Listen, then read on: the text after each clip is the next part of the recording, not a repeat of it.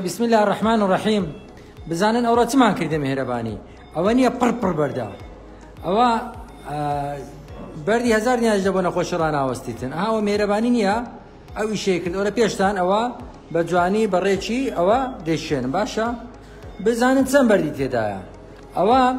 هەرزانترین بەرد دەبیتن کە عەمەلیاتی لۆکرابی چونکە ئەوەندە زۆرە بەردی هزار نیاز ڕناوەستی لە بۆی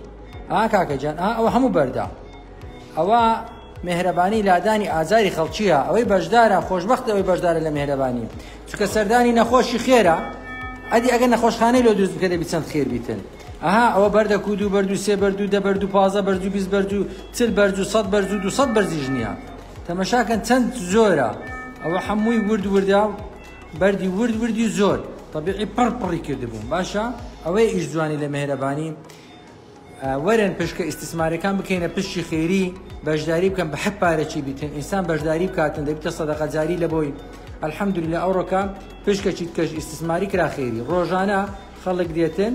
پشتی ئیستثماری دەکاتە خێری خەڵک دێ مشارەکە دەکات هەندێک کەس چیە دەفرۆشیتەوە هەیە دەفرۆشیتەوە